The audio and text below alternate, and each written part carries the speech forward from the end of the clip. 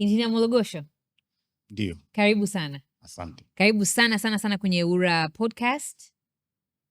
Mimi nakufahamu, lakini kwa mtu ambaye anaangalia hii podcast bila shaka akufahamu. Ujitambulisho, unaitwa nani pamoja na kile ambacho unafanya EWURA? Okay, asante sana. Naitwa James George Mwologosho, ni injinia mkuu wa gesi asilia usambazaji hapo EWURA, niko idara ya gesi asilia EWURA. Okay. Karibu sana. Tukizungumzia gesi asilia iliyoshindiliwa, yani compressed natural gas, ina utofauti gani na aina nyingine za nishati? Okay, asante. Tukizungumzia gesi asilia iliyoshindiliwa, kwa lugha nyingine inaitwa CNG. Kimsingi ni gesi asilia ile ile kwa maana ya nishati. Sasa kinachotofautisha hapo ni kwamba gesi kama gesi ukiweka kwenye mtungi ikiwa katika msukumo mdogo, utapata kiwango kidogo sana cha hiyo nishati. Kwa hiyo gesi inashindiliwa ili tuweze kupata nishati nyingi zaidi, kwa maana ya kwamba kitaalam unit moja ya CNG ni sawasawa na kiwango cha gesi hiyo zaidi ya mara 100. Kwa hiyo unaweza kuona kwamba kwa kutumia mtungi mdogo unaweza ukaweka gesi nyingi sana kwa sababu ya hiyo teknolojia ya kushindilia. Bila hivyo ingekuwa ngumu sana kuweka gesi ya kutosha iweze kuendesha gari. Okay. Yeah. Kwa hiyo kwa sasa hivi tukisikia CNG ni inatumika tu kwenye magari au inatumika pia kwenye vitu gani? Ukisikia CNG maana yake ni kwamba ni gesi asilia ile, ni nishati ile ya gesi asilia, ila inakuwa imeshindiliwa. Sasa ukishaishindilia, lengo la kushindilia ni moja tu, kwamba uweze kuitoa sehemu moja kwenda nyingine. Kwa hiyo unaweza ukaisafirisha kutoka, kwa mfano unaweza ukaitoa Ubungo ukaipeleka Kibaha kwa ajili ya matumizi ya kiwanda, au unaweza ukaipeleka Morogoro kwa ajili ya matumizi ya kuzalisha umeme. Lakini pia unaweza ukaweka kwenye mtungi ndani ya gari yako ikawa kama tenki la mafuta ukaitumia kwa kuendeshea gari. Lengo ni lile kwamba unaishindilia ili uweze kupata ujazo mkubwa kwa mtungi ule ule, saizi ile ya mtungi, lakini ndani yake unakuwa na gesi nyingi zaidi, au kwa maana ya nishati. Okay. Kwa maana hiyo kwa sasa hivi CNG, tukisikia CNG inatumika kwenye magari na kwenye viwanda, kwenye kuendesha mitambo. Ni sahihi? Ni sahihi kabisa. Ni kwamba sehemu ambayo wanahitaji matumizi ya gesi asilia lakini hakuna miundombinu ya bomba. Sasa njia iliyopo mojawapo inaweza kuwafikishia gesi ni kwa kutumia CNG. Kwa hiyo viwanda vyote ambavyo viko mbali ya bomba lakini vinahitaji kutumia hiyo nishati, njia rahisi ya kuwapelekea hiyo gesi ni kwa kuishindilia kwenye mitungi na kuendesha hiyo trailer mpaka huko na kufanya connection kama kawaida na gesi ikatumika. Okay.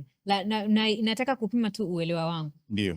Kwamba ina maana ukishindilia kama ulivyosema, nataka kujua kama ulichosema nimekielewa vizuri. Gesi hii asilia ikishashindiliwa inaweza kuingia nyingi zaidi kuliko labda ingesafirishwa ikiwa kwenye hali yake ya kawaida. Ni kweli kabisa, inaweza ikaingia mara 100 zaidi. Okay. Yes, mara 100 zaidi. Okay.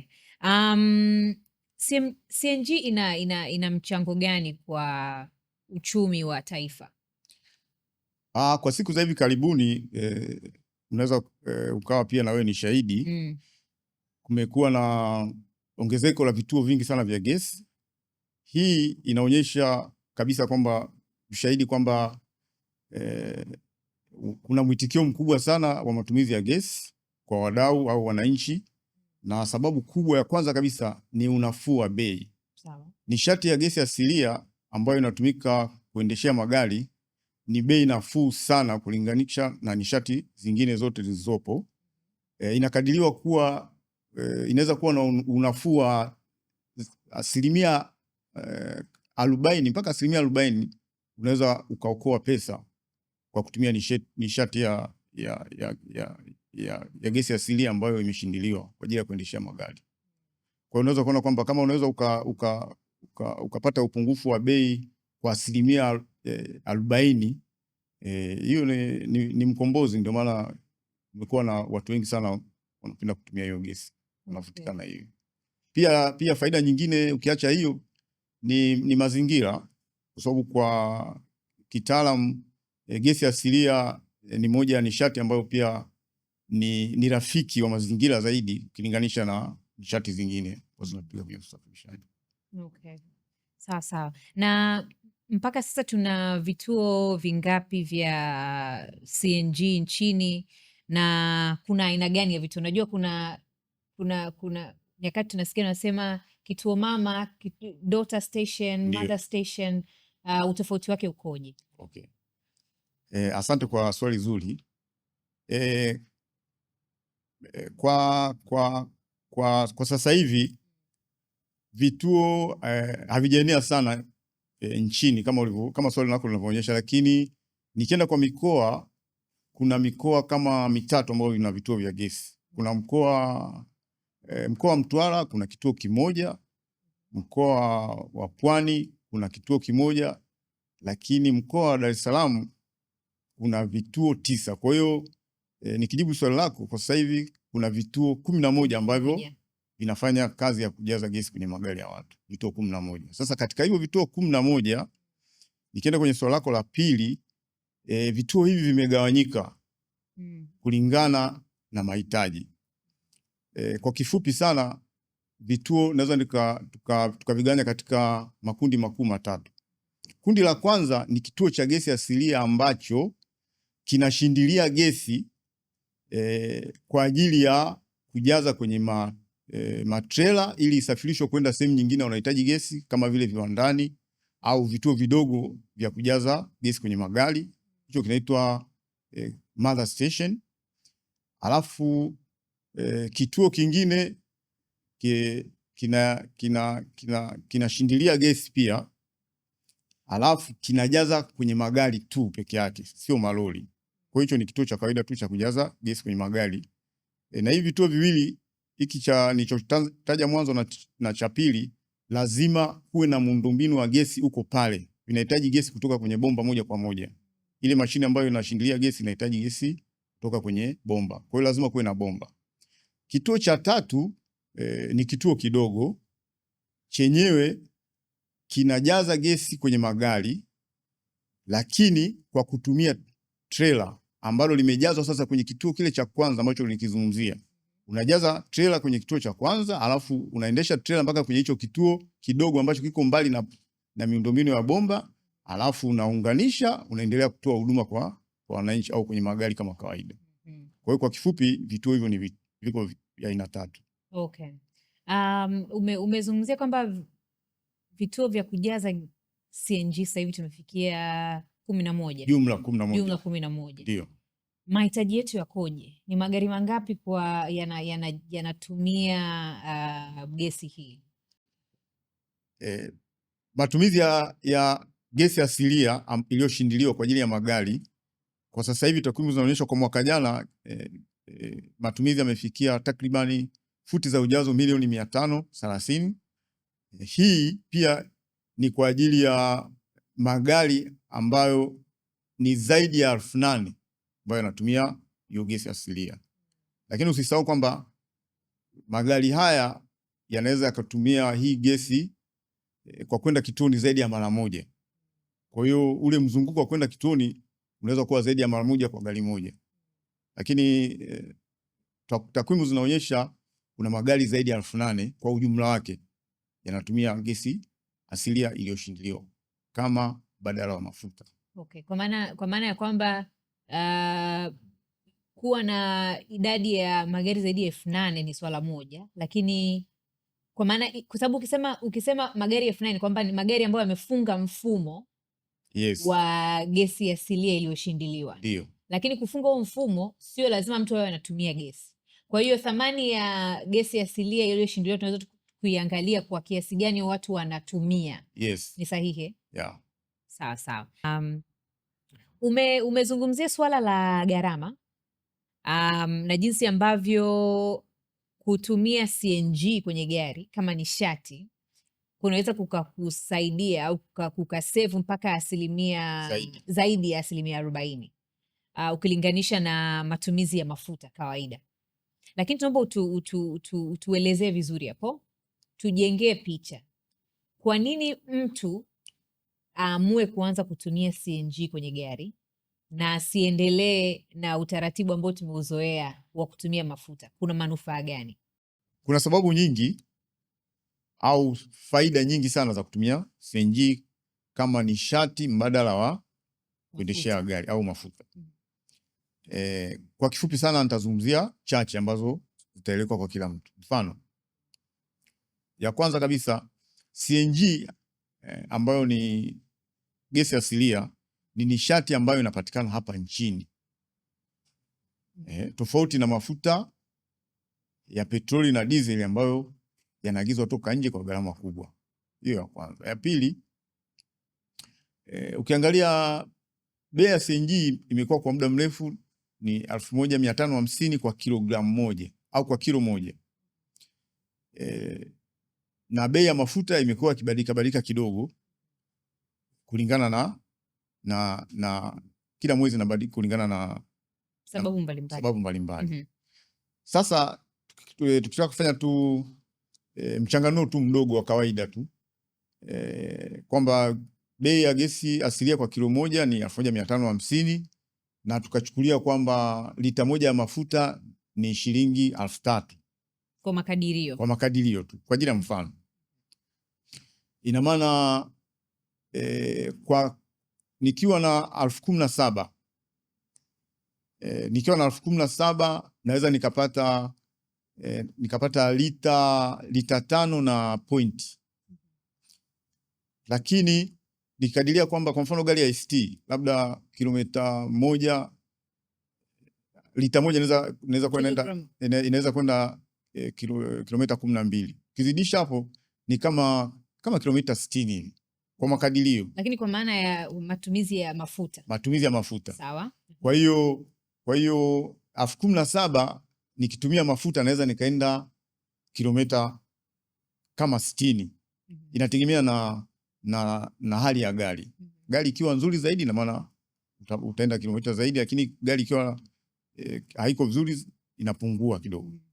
Sasa ukienda upande wa pili wa CNG kwa gharama hiyo 17,000. 17,000 kwenye CNG nitaweza kununua mtungi wa kilo 11.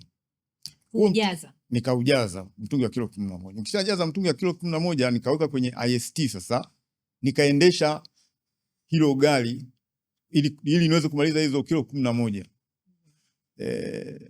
Takwimu zinaonyesha hiyo gari kama iko katika mazingira mazuri sana inaweza ikafika mpaka kilomita 200. Huyo ni ushuhuda ambao umetolewa na watu ambao wanaendesha hayo magari. Sasa unaweza ukaona kwamba faida ni nyingi sana tena nzito ambazo zinamsababisha au zinaweza zikamsukuma mtu akatumia CNG. Kuna baadhi ya watumiaji wanaongea kabisa kwamba mimi kama kituo cha gesi hakifanyi kazi au kama vituo vya gesi itatokea changamoto yote havifanyi kazi, mimi niko tayari nipaki gari langu mpaka watakavyokuwa wanajaza ndio niende nikatumie nikajaze hiyo gesi, siwezi kujaza mafuta. Hiyo yote ni ushahidi kwamba wanapata faida kubwa sana katika kusevu gharama au nafuu. Nafikiri ni taarifa ya muhimu hususani kwa mtu ambaye anafikiria kwamba nijaribu kutumia CNG kwenye gari au niendelee na mfumo wangu wa kutumia mafuta. Nafikiri cha muhimu hapo cha kunoti ni kwamba kilo moja ya CNG ni shilingi 1550. Ndio. Na mtungi ule kwenye gari tuseme kama ST wa kilo 11 ukijaza CNG unatumia kama 17,000. Yes. Kwa 17,000 hiyo unaweza ukaenda kilomita 200. Ndio. Kwa hiyo inakupa ulinganifu na ukichukua 17,000 hiyo ukaijaza mafuta utaenda kilomita pungufu. Kwa hiyo inatupa picha ya kwa nini CNG ni soko sasa ambalo linakuwa na ni la muhimu na linaleta unafuu kwenye nishati nafuu kwenye watumiaji wa magari. Yes. Tuzungumzie sasa usalama. Matumizi ya CNG yanamhitaji mtumiaji azingatie vitu gani vya kiusalama? Asante. Gari ambayo kwanza nizungumzie magari yanayotumia CNG kama nishati mbadala. Ziko aina kama tatu za hiyo mifumo. Kuna mfumo wa kutumia CNG kwenye gari, huo unaitwa kwa lugha ya kigeni unaitwa dedicated. Ina maana kwamba hilo gari linatumia mfumo wa gesi asilia peke yake. Of course hayo magari yapo, lakini aina nyingine ni pale ambapo gari inayotumia petroli, ukiifunga mfumo wa gesi asilia ina maana inakuwa na mifumo miwili. Kisha kuwa na mifumo miwili, kwa lugha ya kigeni inaitwa bi-fuel. Hizo ndio gari nyingi sana ambazo ziko hapa nchini, na nyingi zimebadilishwa hapa nchini na karakana zetu, na zinafanya kazi tu vizuri. Lakini nyingine ni ile ambayo unabadilisha injini ya diesel itumie gesi yenyewe kwa mfumo wa kigeni, kwa lugha ya kigeni inaitwa geofuel. Sasa nikija kwenye swali lako, katika swala la usalama kisayansi inaonyesha kabisa kwamba gari zinazotumia CNG kama nishati mbadala zina usalama mkubwa kuliko magari mengine ambayo yanatumia mfumo mafuta. Sababu ni moja tu kwamba ili gesi iweze kulipuka inahitaji mazingira fulani ambayo ni magumu sana. Inatakiwa concentration ya gesi iwe kati ya 5% mpaka 15%, hapo katikati. Ikiwa nje hapo hiyo mlipuko hauwezi kutokea. Tofauti na magari mengine ambayo yenyewe yanalipuka kirahisi. Hiyo ni ya kwanza. La pili, ili kuhakikisha sasa madhara hayatokei kwa magari ambayo yanatumia gesi asilia, kama nilivyosema mwanzo, kuna magari aina tatu. Kuna magari ambayo yananunuliwa toka nje moja kwa moja, yamefungwa mfumo toka kiwandani. Sawa. Kuna magari ambayo yalikuwepo yanatumia petroli yakaongezewa mfumo wa gesi hapa nchini.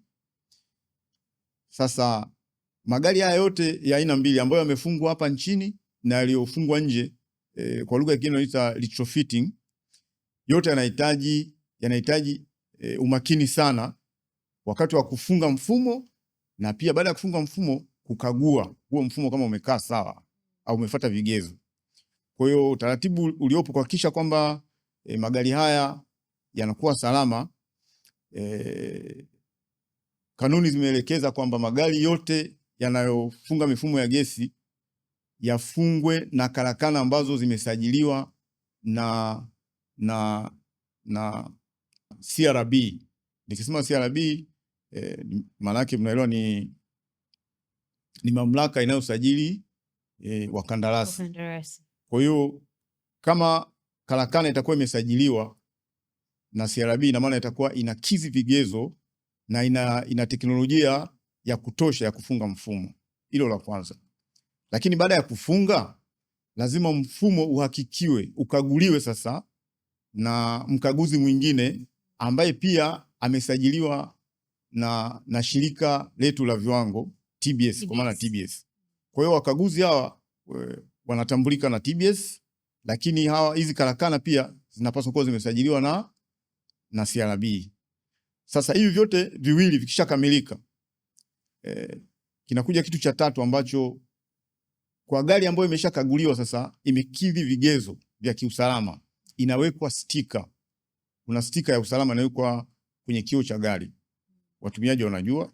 Sasa ile stika inakuwa inaonyesha kwamba gari hii imekaguliwa na imekidhi vigezo na inatakiwa ikaguliwe kwa mara ya pili lini. Utaratibu uliopo ni kwamba gari la gesi linatakiwa likaguliwe kila baada ya miezi 6. Kwa mfano ukikaguliwa leo, baada ya miezi 6 inatakiwa ikaguliwe tena kuhakikisha kwamba ule mfumo hauna shida yoyote, uko sawa na hamna gesi ambayo labda inavuja. Sasa ile stika ile ambayo inawekwa pale, ambayo ni ya usalama tunasema, ndio inayoweza kumpa uhakika mtoa huduma wa kituoni kwamba hii gari sasa imeshakaguliwa na iko salama kuwekewa gesi. Kwa hiyo ile stika itasomwa pale kituoni, kituo chochote atachoenda. Kama haijakwisha muda wake, basi huyo mteja atawekewa gesi kulingana na kiwango anachotaka na ataendesha gari yake kama kawaida bila tatizo lolote. Lakini gari yoyote ambayo haina stika, kutokana na maelekezo au kanuni za leseni ambazo zimetolewa na EWURA kuendesha vituo, halipaswi kuwekewa gesi. Au na gari lolote ambalo litaonekana viwango vyake vya kiusalama haviko vizuri, pia na lenyewe halitawekewa gesi mpaka likakaguliwe na wakaguzi na kufanya marekebisho. Okay. Nimeshawahi kupita kwenye vituo vya kujaza CNG mara kadhaa. Ukifika mara nyingi wanasema abiria wote walioko kwenye gari watoke.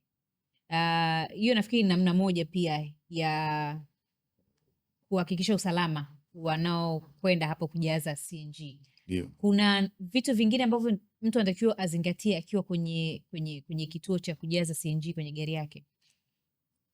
Okay. Sawa. Ni kwamba katika masuala hayo ya usalama, gari ya gesi inapokuwa kituoni, kuna eneo pale ukaa pale, kama wewe ni mhusika pale, of course wale wanaotoa huduma wanajua. Kuna eneo ambalo unatakiwa usimame wewe kama dereva, na kuna sehemu ambayo anasimama yule anayetoa huduma kwa sababu ameshapewa mafunzo. Hiyo ni kweli kwamba wanapaswa washuke kwenye gari wakati wa kujaza gesi kwenye gari. Hiyo ni masuala ya usalama. Of course hata gari ya kawaida tu, ukienda kituo cha kujaza mafuta, kwa mfano kama basi limebeba abiria, taratibu ni kwamba inatakiwa watolewe. Hiyo ni kawaida. Kwa hiyo cha kwanza cha kuangalia ni kwamba ile stika ya usalama inaonyesha tarehe ya gari imekaguliwa lini, iko salama. Alafu pia yule mtoa huduma kuna kitu ataangalia pale, kama gesi inavuja, kwa kitaalamu inaitwa gas leak. Wanakuwa wana vifaa ambavyo vinaweza vika detect au vikatambua kama kuna gesi ina leak pale. Kwa hiyo kama gesi ina leak, basi hiyo gari haitapaswa kuwekewa gesi, itabidi iende ikafanywe uchunguzi, irekebishwe, alafu ndio ije kuwekewa gesi. Kwa hiyo vitu vikuu viwili, kwamba watu washuke, pia na ile stika iangaliwe kama haijaisha muda wake, pamoja na kuhakikisha kwamba ile gari haina uvujaji wote wa gesi unaoendelea kwenye mfumo yake kabla ya kuweka gesi. Kwa mtu anayetaka kuweka mfumo huu sasa kwenye gari yake, anafuata hatua gani? Anafanyaje kufanikisha hili? Kwa mtu ambaye anataka kuweka mfumo kwenye gari yake, kwanza kuna mambo mawili, au tuseme anataka kutumia gari inayotumia gesi. Kuna mambo mawili. Anaweza akanunua gari ambayo tayari imeshafungwa mfumo toka kiwandani, inaitwa factory retrofitting, au gari yake alionayo sasa hivi akaipeleka kwenye karakana ambazo zimesajiliwa na bodi ya makandarasi, ikafungwa mfumo kwa kufuata utaratibu, ikakaguliwa, ikakidhi vigezo kama nilivyosema mwanzo. Baada ya hapo ikaenda kujazwa gesi na yeye akaendelea kutumia. Kwa hiyo kuna njia hizo mbili. Gari alionalo anaweza kabadilisha, au kama hana gari anaweza akaagiza gari, akanunua gari ambayo tayari ina mfumo. Lakini baada ya hapo hiyo gari lazima likaguliwe, kwa sababu kwa kukaguliwa litawekewa stika ambayo itaonyesha kwamba ukaguzi unaofuata utafanyika lini. Kwa hiyo ni muhimu sana gari ikaguliwe, hata kama ni mpya lazima ikaguliwe ili kuweka sasa tarehe inayofuata, kwa sababu mwisho wa siku lazima gari ije ikaguliwe tena. Sasa ile sticker ndio itaonyesha kwamba gari inapaswa kukaguliwa baada ya miezi 6 tarehe fulani. Kwa hiyo akishakizi hivyo vigezo, basi atatumia gesi. Lakini katika hali ya kawaida sasa, mtumiaji anapaswa kuwa pia anaangalia baadhi ya mambo ya kiusalama ya kawaida. Kwa mfano, anatakiwa hakikishe kwamba mfumo wa gesi hauvuji. Atajuaje? Gesi asilia inawekwa kwenye magari, imewekwa harufu. Ile harufu imewekwa makusudi ili mtumiaji aweze kuitambua. Sasa pale ambapo mtumiaji wa gari utasikia hiyo harufu, hatua ya kwanza ya kuchukua ni kusimama na kuacha kutumia hiyo gari na kuwatafuta wakaguzi waje wakague hiyo gari, ikiwezekana waende watafute ni wapi kuna shida warekebishe. Hiyo ndio hatua muhimu sana mtumiaji anatakiwa kuzingatia. Nyingine, tunajua kwamba haya magari yanafanywa matengenezo na mafundi wetu wengine ambao kwa namna moja au nyingine labda hawana taarifa na mifumo ya gesi. Kwa hiyo unapompelekea fundi, basi mpe tahadhari kwamba hii gari ina mfumo wa gesi, asije kwa bahati mbaya akagusa sehemu au akaharibu sehemu baadaye ikaleta shida. Hivyo ndio vitu vya msingi ambavyo vinatakiwa kuzingatia. Okay. Sawa. Na EWURA sasa inafanya nini kuhakikisha au kuchochea uwekezaji zaidi wa kupanua miundombinu ya CNG nchini? Okay. Asante. EWURA kama mamlaka iliyopewa jukumu la kudhibiti hiyo huduma, hatua inazochukua kuhakikisha kwamba kunakuwa na ongezeko la vituo kwa maana ya uwekezaji ni kutengeneza kanuni rafiki kwa maana ya kwamba sheria ya petroli inawataka wawekezaji waombe vibali toka EWURA. Sasa EWURA inatoa vibali katika mazingira ambayo ni rafiki sana. Kwa mfano, kibali cha ujenzi wa kituo cha gesi kwa maombi ambayo yamekidhi vigezo kinatolewa ndani ya siku 30. Baada ya kujenga, mtoa huduma anatakiwa aombe leseni kabla hajaanza kutoa huduma. Pia kwa maombi ambayo yamekidhi vigezo 100%, leseni inatakiwa itoke ndani ya siku 30. Kwa hiyo inaweza ikawa chini ya hapo, inategemea siku 30 za kazi. Siku 30 za kazi. Kwa hiyo unaweza ukaona kwamba mazingira ya kupata vibali vya ujenzi na leseni yamerahisishwa sana, lakini pia mara kwa mara kuweza kuwashirikisha wadau na kuweza kusikiliza changamoto anazopitia na EWURA kuchukua hatua aidha kuzirekebisha au kutoa mchango wote ambao unasaidia wao waweze kuendelea na hiyo biashara. Je, kuna mipango yoyote iliyopo kuhakikisha kwamba miundombinu inatanuka kama ulivyosema, matumizi yanaongezeka nchini ya nishati hii ya CNG? Mipango ipo kama nilivyosema mwanzo kwamba watu wengi sana sasa hivi wameonyesha mwitikio mkubwa sana kwenye matumizi ya gesi asilia kama nishati mbadala wa mafuta. Bila shaka ukiacha mkoa wetu wa Dar es Salaam, basi hata mikoa mingine watakuwa wanatamani huduma kama hiyo. Lakini kwa sasa hivi kama nilivyosema mwanzo, vituo viko katika hiyo mikoa mitatu, lakini mipango ipo ya kupeleka mikoa mingine.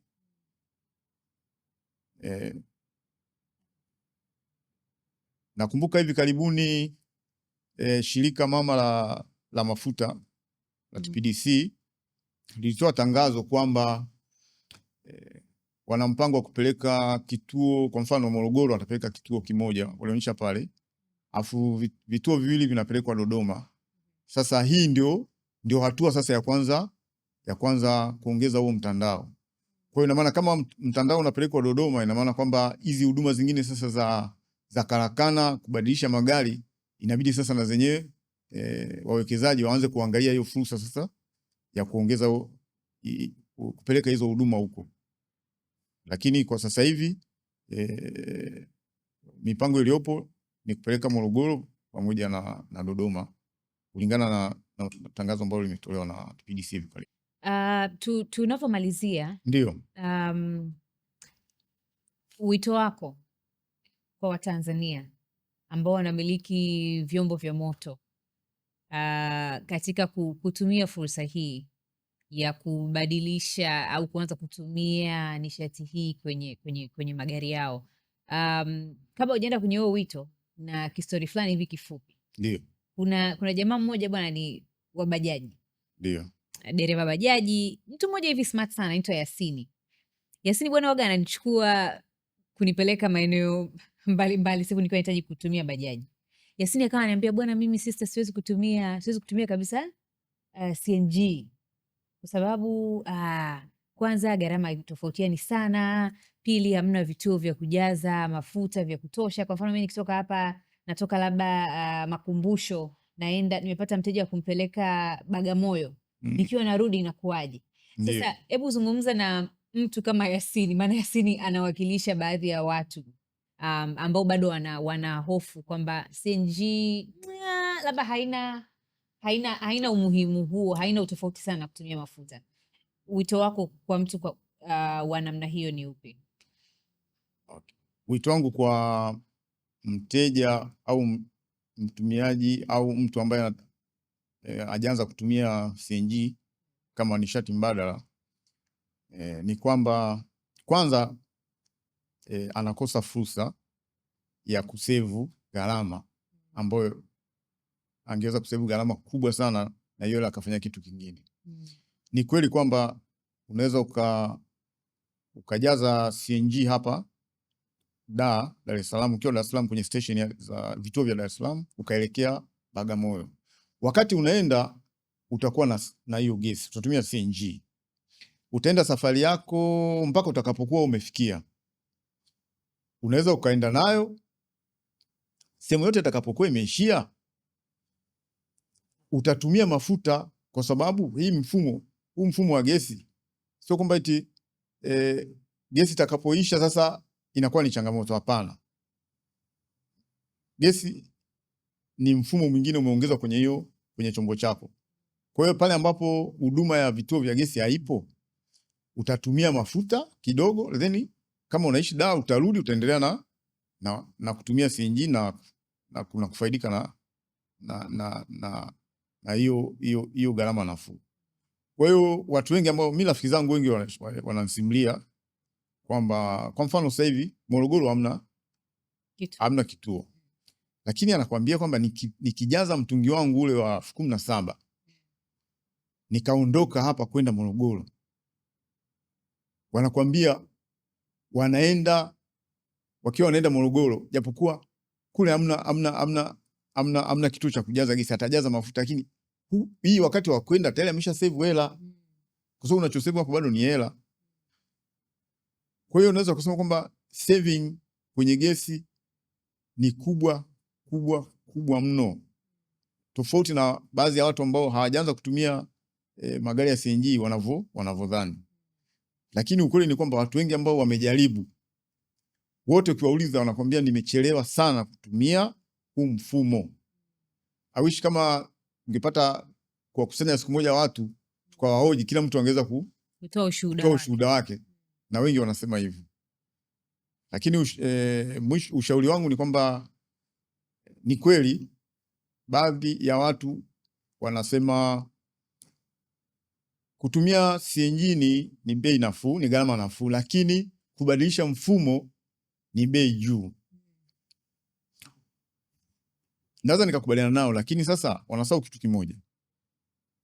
Utatumia bei juu, hiyo wanaosema kwamba watabadilisha mfumo, lakini kwa ile hela ambayo unaenda kuisave, hiyo hela inaenda kujilipa yenyewe.